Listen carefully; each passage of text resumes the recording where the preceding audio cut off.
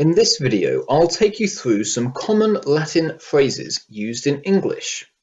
I'll explain what they mean and show you some real examples of ancient Roman texts using the same expressions we use today.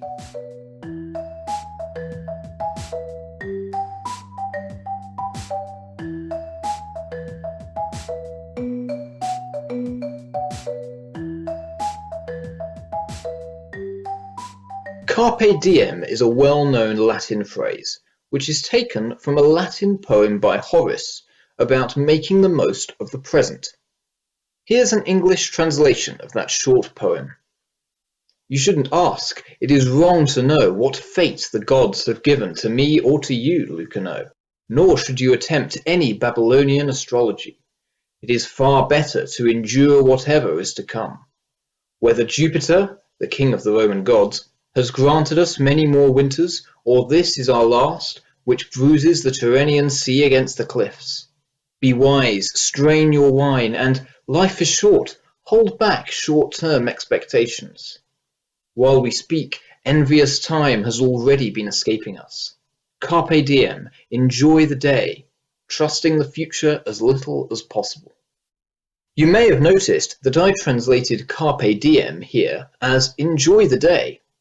Often in English, the phrase is translated as seize the day, but that's actually not what carpe diem means in Latin. The mistranslation seize came about because people confused the Latin word carpe, which means enjoy or harvest, with cape, which means seize. That final line of the poem, which includes carpe diem, also contains the word postero, meaning the future, when Horace tells us to trust the future as little as possible. The English word posterity, meaning the future, comes from postero. Another Latin phrase used in English is etc., which is commonly abbreviated to etc. It means and the rest. Here's the Roman philosopher Cicero using the expression in one of his letters. But help me with your advice on whether I should go to Rhegium by foot or by boat from here at once, etc., and the rest, since I am still here. Exempli gratia is another Latin phrase which gives an English abbreviation, e.g. It means, for example. This was used back in Roman times. For example, this is an extract from the Roman natural philosopher Pliny's writing. His work, The Natural History, can be considered one of the earliest surviving encyclopedias. Pliny writes, about that, many secrets of nature and laws that it follows can be brought to light. Exempli gratia, for example, the planet Mars, whose course is the hardest to observe, never comes to a standstill when the planet Jupiter is in the trinal aspect. Pliny spends a lot of time discussing the movement of stars and planets, and this is how he explains a pattern he has observed.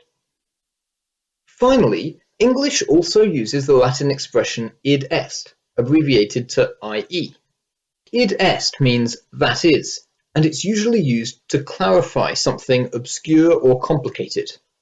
In this passage, the phrase id est is used by the famous Roman general Julius Caesar when he talks about an army reaching an unfamiliar city.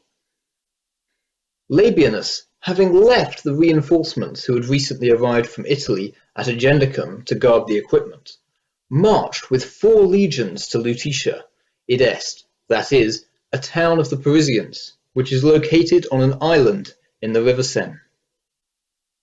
In that extract, you can see that Caesar uses the word insula to mean island.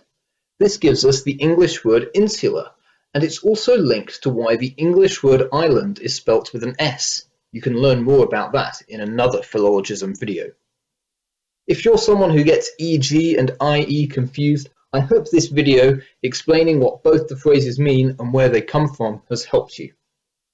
Now, there are lots of other Latin phrases used in English, but in this video I focused on a few expressions which we see used in ancient Roman texts. Can you think of Latin words and expressions used in English? Comment below. Some of our modern English expressions also date back to phrases used in the ancient world. You can watch my videos about out of the frying pan into the fire and leave no stone unturned here. Thank you for watching this video from Philologism. Was there anything that surprised you? Leave a comment. While you're here, like, subscribe and hit the bell icon so you'll get another video from Philologism every week.